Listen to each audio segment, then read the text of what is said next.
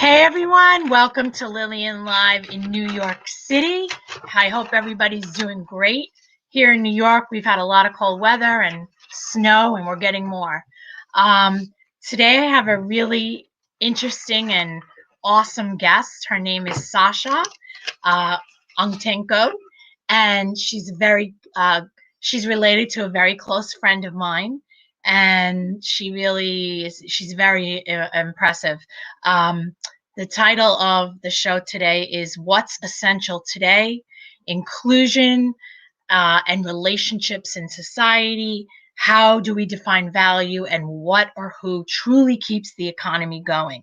So a little bit about Sasha. She is the director of Cara Cares in Chicago, and she's going to be talking about inclusion and equity in society, but especially within employment and hiring. In addition, you will hear how the organization's mission of unlocking power and purpose in our community and ourselves achieves real and lasting success. And to find out more about what I'm up to, you can check out at HPV Alliance, and more of that in the coming episodes. So without further ado, I'm going to introduce our awesome guest, Sasha, and here we go. Hi, Sasha. Hi, Lillian. Thanks for having me. Thanks for coming on. I know things are a little crazy and busy, so I'm really happy that you made time. How you doing? Doing well. It is a busy time, especially in the world that I operate in. Yes. So tell me, when I first talked to you, I just thought it was so interesting what you do. It's not, the routine common, and especially with what's going on today with COVID and everything in our world. I just thought it would be really interesting to have you speak.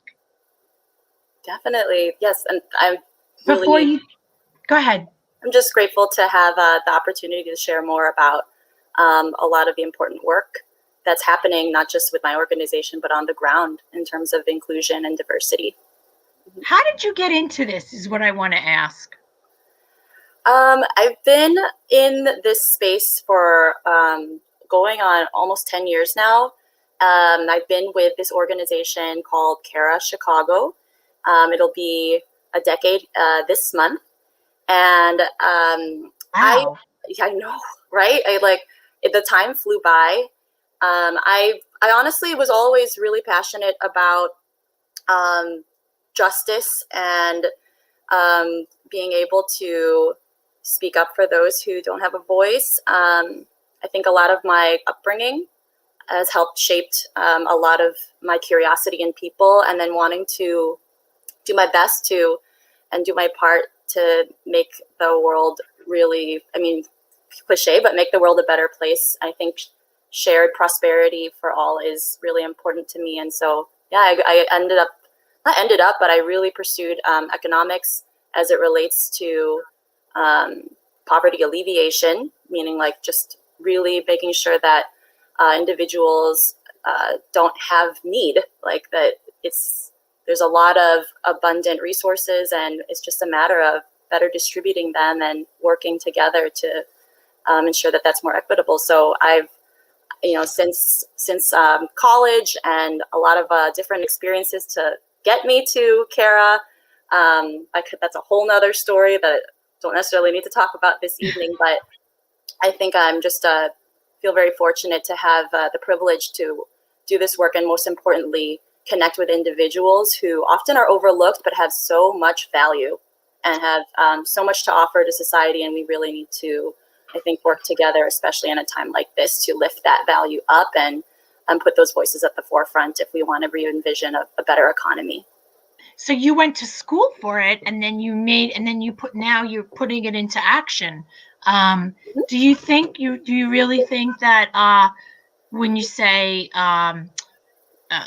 everybody can have that we can alleviate poverty and have equity amongst, as far as economic equity? I mean, here I live in New York City, and there's a lot of homeless, more than before.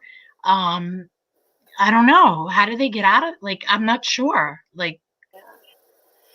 It is, and a lot of what we're seeing, I mean, that example comes up a lot, especially if you live in an urban area. You see individuals who are visibly homeless and struggling. And I think what's equally important is that there are people who could be very close to us today, like right now. And any one of us sometimes, if we were without a strong social network and a community of relationships around us, a lot of us would also be in the blink of an eye facing the same circumstances. So I think what's really important to acknowledge is that poverty isn't material. Like all material poverty is actually rooted, I think, in what at my work we've used this term, but it's rooted in relational poverty, meaning like not having a network around you, not having a support system. And so I think when we think about like what can you or I do, it's really about building healthy relationships. It's about a lot of what we've seen during this pandemic, especially at the beginning, like reach out to your loved ones, reach out to those who might be living by themselves. Really, it's like a call to just continuously create connection, because that's honestly what prevents a lot of people from falling into, it's like half the issue is falling into these circumstances because people just don't know where to go, or maybe Right. didn't make the best decisions.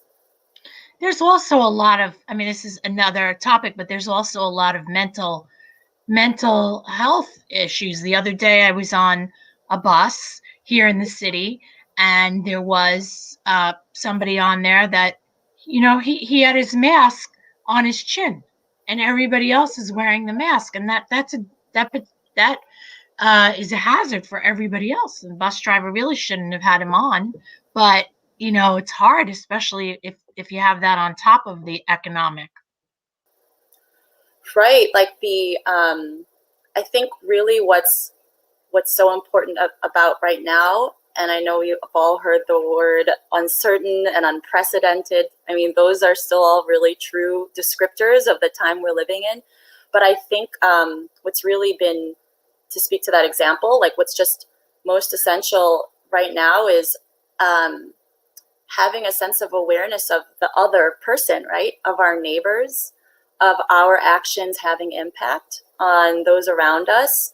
And I know that's really feels to be such a polarizing theme right now. But I really think like this pandemic, the social unrest that we're seeing and we're experiencing, seeing on the media, and for many of those out there, they're experiencing it firsthand. I think it's like this pandemic's exposed a lot of inequities, and it's putting it on blast, right? So as a society, I think we're grappling to better understand what essential means. Yes. Like the title of our session tonight, yes. Right? It's like essential, yes. Like what truly drives the economy, what keeps it from stalling, what really matters to all of us. Why are we all, I think we're seeing it most in how we're actually all struggling most. Right. Right. Exactly. And how have you seen this play out in your work? I mean, so in my world of work, I run currently, like I mentioned, 10 years I've been at Cara, and in the last 5 years, I've built and currently lead a mission-driven staffing firm called Cara Cares. So it serves individuals facing employment barriers, and our work advances the mission of our parent organization called Cara Chicago, which is a nonprofit dedicated to, again, assisting individuals who have been excluded from the workforce and faced barriers. And so we work within a large team to not only support the individuals and job seekers who have lacked a relational network and who are experiencing poverty, but we also now have begun on the demand side, meaning like the businesses that are hiring, where are all the resources? Like we've done more to work on influencing that side of the economy, because really there's no change in what we're experiencing if you still have a system that continues to create jobs that have poor quality, that don't pay living wages, that don't offer benefits or the chance for someone to grow, develop, contribute meaningfully, and take care of their households. A lot of the lowest paying jobs that we've seen, that we are currently continuing to see, are actually the same essential jobs that kept the economy going this time, right? Like, Yeah. I think of the e-learning, the teachers who have like tried to make that work. They're often like so underpaid. Think of the grocery workers that have continued to feed us, or the ones delivering our groceries. If we have the privilege to be able to get groceries delivered, like Right. all of that work is essential, and they're making, I mean, they're struggling and still relying often like on public aid while still working and putting themselves at risk. So I feel like that's how it's playing out at work, is understanding all those barriers and really working to continue best supporting our workers with PPE and hazard pay and all of these important ways. I think that I wish more profit forward companies would offer. But I think it's also really having these conversations and taking advantage of this moment where everyone's talking about diversity and inclusion. So let's be a part of the solution and help those companies deliver on that desire by getting them access to talent they would have often overlooked in the past, so they can be more diverse in their hiring. You mentioned to me when we spoke that there was one case in particular that touched you. I mean, I'm sure many of them you're affected by, but there was one in particular you had told me a little bit about. Do you want to speak about that? Yeah, sure. She's really special. Her name is Andrea, and she actually comes to mind to me, especially like it's Black History Month.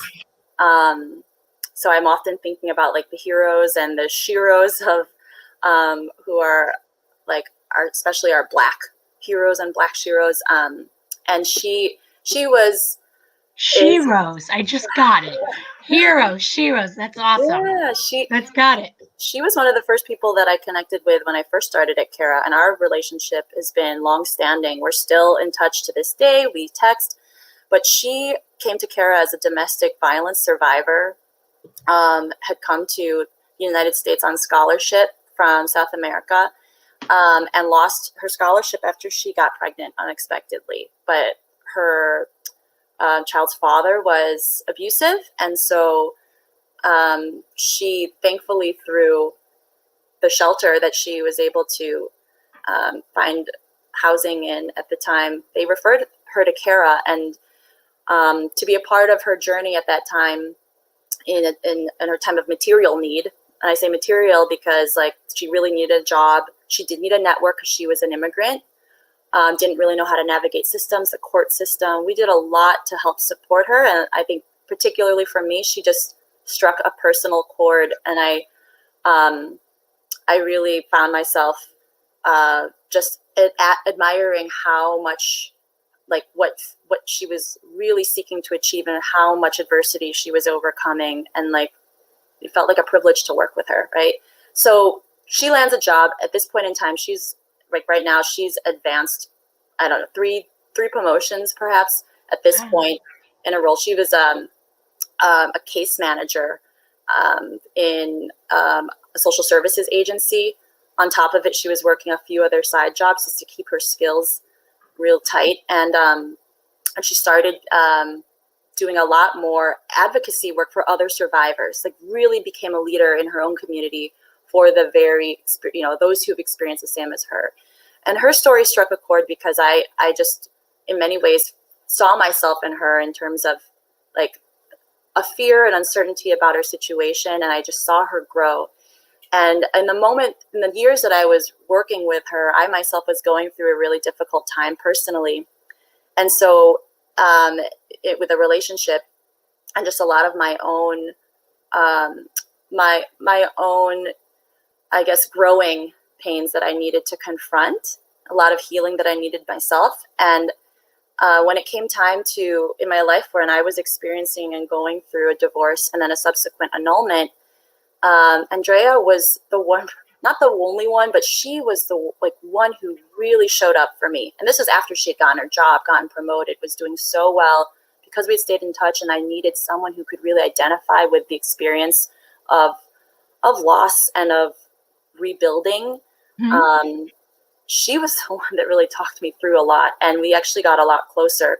I share that because the relationships I'm talking about in terms of people experiencing poverty, there's a value in being able to build a relationship that's rooted in reciprocity, right? Sure. It's not just about, I'm working with you right now because I need this, and then end relationship. Right. That's transactional. And I think at Cara and like overall, we build these mutual relationships that I could not have, like, I would never have imagined that she would have played such an important role. And I'm forever grateful. And I know she is to us for the support we've given to her in being able to rebuild her life too. So we kind of like did a shared rebuilding. How long did it take from the time that you met her and you started working with her for her to get on her feet? Because she did have a lot of obstacles.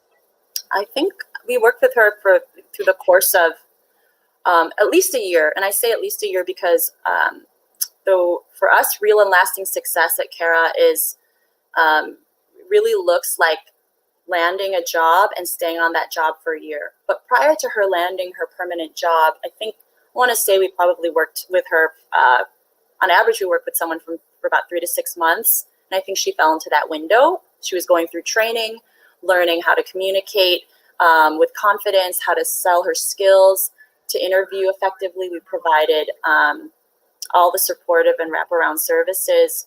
And then we have a team of folks, team that I'm on, that actually manages relationships with a number of Chicago area leading companies in healthcare and manufacturing and retail and customer service in all industries. And we were able to leverage our relationships to get her that job. And that's what we do for and in partnership with all our participants and the companies that are in our network. Wow. And you must have a lot of companies within the network. There are. It fluctuates in terms of the relationships, again, that we built, but it's always those strong relationships built on reciprocity and really looking out for the other person that ensures that that relationship and partnership is long lasting. Because if it is, then we continue to have open opportunities and open door to send candidates for, and again, candidates that are experiencing poverty and wanting to get back on their feet. Like that's a lot of what we do is just like being the connector. Right. But I think to do well in this role, it's about knowing how to dialogue. It's about knowing how to listen, really listening to understand the needs of the other versus just listening to respond and having like your own analysis in your head. I think we're all guilty of that. So it's a lot of listening. And also, yes, you're right. And also it does depend on the individual, because you can try to help them as much as possible, but if they don't, it sounds like the woman you're talking about really wanted to help herself, but they have to want that, because if not, then there's just so much you can do, right? Certainly. Everyone has to have that internal motivation to want to change. And I think we can all identify with that. Like even as something as simple as like those who are setting a goal because they want to lose weight or get healthier, drop their cholesterol, like gotta set a goal to exercise and eat healthy. But I'm like, unless you're like really ready to change and do that, you're looking at facing the same results. I think there's another piece of it though, that's more complex with poverty, because there are so many systemic barriers to it. So, and there's a lot of bias and that we're, I think, grappling with as well. That's getting exposed as well in this time, right? Like all the kind of bias and assumptions that we hold, each of us holds that. And I believe that to be a truth. Like everyone has bias because we've been shaped, we're human. But the more conscious we can be to recognize where we have assumptions, recognize where we, from our past experiences, we might have a bias about someone or something, the more we notice and the more we have control to, over our environment. We all can like really regulate our own environment, but it takes a consciousness. So I'm hoping that this period right now inspires everyone to they want to see the world heal, it starts with each one of us, and just taking notice of ourselves, and then building these relationships intentionally with the other person in mind, like not less than ourselves, but just as important as us. And I think we'll start to see it more and more, because like companies are really jumping on board. They're doing a lot. I mean, like LinkedIn has announced that they're going to be tracking race and gender data. Their engineers they're going to start designing and updating their algorithmic systems to spot potential bias in how they hire and how people hire. Because, LinkedIn is like a lot of hiring and recruiting that goes on. They're going to be tracking that. And then what was something else I heard? Like Sephora too, like they committed to increasing diversity in leadership positions by 5%, and they hit that goal 3 years in a row now. But what they're actually challenged with is keeping those people that they recruited in leadership. There's still 100% turnover in a lot of those leadership roles. Why? Because they said that in their research, diverse populations that they recruited don't feel heard. They felt like they were just being asked to the table to hit quotas, assimilate into a system that doesn't actually embrace them. And then when they would communicate this, they didn't feel heard. So this was brought up by a New York Times journalist named Nicole. Oh, what was her name?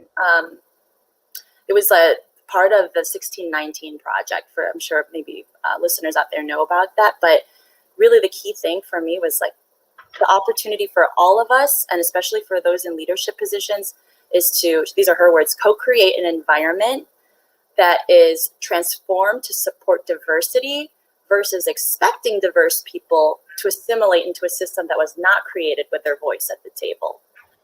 So it's like, gotta listen more, incorporate, include, and that just enriches each of one of us. I think when we really go about our lives like that, our workplaces, our peers, with our families.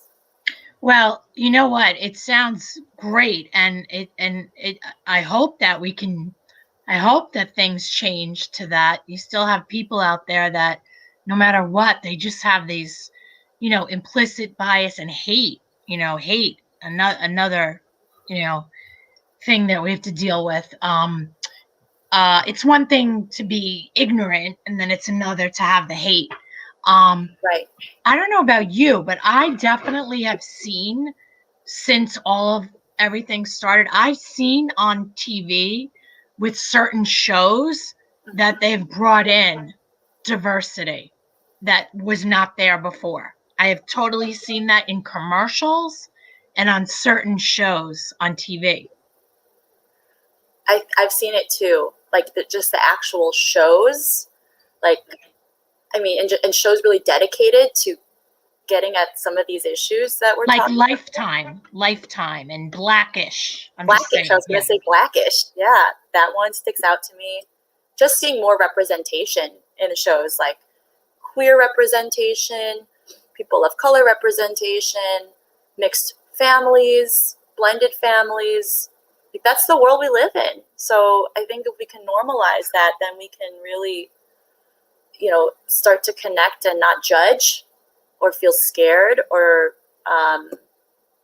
really continue to reinforce these biases we have. If we see it more, as long as they're positive messages, like that's taking us in the right direction. So, yeah, I mean, I feel like in the bigger cities, it's more, it's more out there, more accepting. But I feel like in a lot of parts of the U.S., it's just, there's so many pockets where, if you look different or you sound different, it's bad, That's, I think, like related to just a real human fear. Like, as we want to survive, like we're programmed to survive. And I think even in a time like this where we're not going to, the likelihood that we die, because of our interaction with something that we don't know is very small. But I think our minds are still wired that way. And so what's great about being human is we can like overcome that versus other animals. And like we can really work to again, like take notice of that fear and do something proactive to get beyond that fear. And so for someone that's different from us, I know it's so difficult for many people, and sometimes for myself, I still encounter this depending on just because of my own experiences, you know, with like trauma, and there are just certain people that I might get a vibe about, or if I know something about their past, like they have a history of domestic abuse, like I still encounter people like that at Cara. They themselves were a perpetrator of abuse. It's on their criminal record. I saw it, but I, you know, and I that sometimes will trigger me. But I think over time, this only happened over like time, just really learning to pause and know like this person is here at Cara because they want assistance, they want to change. I myself like need to just be here to listen with my whole self to their story, and if I'm willing to be changed myself by that person with their story, then we can really like arrive at healing and arrive at that person achieving also the goals and the successes that I think everyone deserves, because everyone makes mistakes. So I think we just need to be difficult, but we're in real need of a more forgiving culture right now. Sasha, I think that you really speak so well, and just, you know, you wrap it all up so nicely. I'm not kidding when I say this. I feel like you should write a book, or, you know, go on some kind of tour. I'm not kidding, like virtual tour as a lead in all this, because not only do you know so much, and you're so educated, but you're very authentic, and you could see, you know, that comes through, that you're real, and you really want a change. You're not just in a job, you're not just happen to be doing this, you know, it's something that you really resonate with. And I think you should think about writing a book, or maybe even do a documentary or something, because you have so much knowledge and information and resources that you should, whether it's like an educational video or something, you should, because you really, you know, you're awesome. You really are. You really, yeah, we need more Sashas. They're out there. They're far better, I don't know far about more that. impactful. I don't know about that. You brought up a documentary. Well, I am not writing a documentary or plan to anytime soon. What's cool is Cara actually released Cara itself did not release a documentary, but there were Siskel and Jacobs, which is a production studio, released a documentary on the Road Up is the name of it, and it is it tells the story of some individuals who came through Cara's program from the start of their journey, being referred from some of these social service agencies all the way through their time training, and just kind of where it went. And really the point of that documentary was to reveal in a more candid way just how challenging it is. As much as you want to overcome your obstacles, how really difficult it is when there are systemic and structural barriers around you. So it's so important to have a Cara and other Caras. There are many organizations like us across the country. So I guess my hope is that a documentary gets the word out more, influences a shift in perspectives, opens up more doors for this type of, for talent that we've often overlooked because they have value from their lived experiences, they are resilient. And then that just continues to like create a snowball effect of change for a more equitable and diverse economy and inclusive economy. And then honestly, like I think for anyone that's out there listening that runs a business or is a decision maker in the business, like I just invite you to really consider other options for where you can source and recruit talent to fill your positions and support them in your role, support them in your company by investing in your talent and so investing in your supervisors and really looking at the culture. So that way it's as inclusive as it can be. Because it's just so relevant right now. I think you'll fall behind as a business if you don't. Right. That's why I think that I love what you're doing, but I feel like like you yourself, I know they're doing a documentary or they're working on it or starting it, but I feel like you yourself would be a wasted resource if you don't, head up something like like a teaching manual to other other companies, or you know what I mean, like something like that, because you really, you do it well, and you're approachable and smart, and yeah, I think Thanks, Lily. you got to do something like that. There's a big network of resources out there like that. It's happening. There's definitely a movement. I feel like I'm a part of it and want to keep being a part of it, and we all can be a part of it. Really, it's about all of us contributing to this movement for change and greater equity in society. We all play a role, and it starts Yeah. with, it's so cliche, but it does start with each one of us, and just doing what we can to create more self-awareness and really build authentic, healthy, reciprocal relationships. Yeah, I mean, kudos to you for everything you do. Um, so we're actually at the end here. I didn't even know it was going to go this long, but it was so interesting. And you are truly one of a kind, like the rest of your family. They're all lovely. I love I'm my so, family. yeah, that's nice. I can't say that. Anyway, but I love my friends. Anyway, Chosen family. yeah, They're your chosen. my friends are my chosen family. Yeah. Anyway, it's terrific what you're doing. And I will send a copy of this interview to you. You can share it, and just keep up the great work, because yeah, you're in the right place at the right time in the right moment. So just keep doing what you're doing. We need more Sashas. Thank you, Lillian. We need more Lillians to help get the word out. So, I'll send you an invoice on Monday. okay. All the best with everything at HPV Alliance as well. Thank you so much, and we will talk soon. Thanks, everybody. See you in a couple of weeks. Thanks for having me. Thank you. Bye. Bye.